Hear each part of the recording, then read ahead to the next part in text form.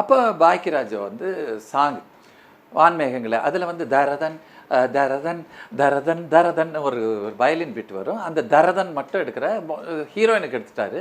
இப்போ ஹீரோ எடுக்கணும்.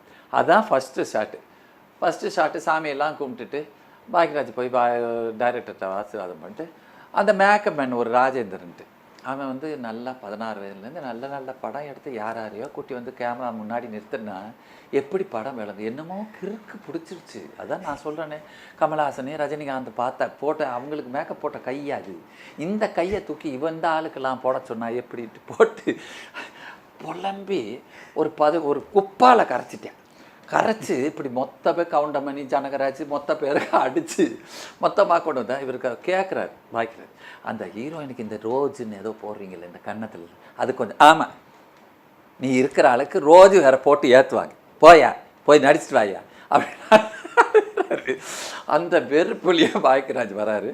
பாக்கியராஜ் வந்தோடனே ஃப்ரேமில் வந்து இப்படி நிற்கணும். அவர் நின்னா அவர் தானாகவே வந்து நிற்க முடியல. அந்த பக்கம் போயிடுறாரு, ஃப்ரேமுக்கு அவுட்டு போயிடுறாரு, இல்லை பின்னாடி போயிடுறாரு. அப்போ என்ன பண்ணுறதுன்னு தெரியாமல் புலியூர் ராஜாக்கா இருந்தாங்க. அப்போ நான் முன்னாடி பிடிச்சிக்கிட்டேன், புலியூர் ராஜாக்கா பின்னாடி பிடிச்சி அவரை கொண்டு வந்து ஃப்ரேமில் நிறுத்தினது நாங்கள் தான். அன்றைக்கி ஆரம்பித்த பாக்கியராஜ் வாழ்க்கை இன்னி வரைக்கும் தொய்யாமல் போனது. அவ்வளோ பிரமாதமான ஒரு நம்மளுக்கு கிடைச்ச பெரிய திரைக்கதை ஆசிரியர், ஒரு நடிகர், அருமையான கிடச்சிது.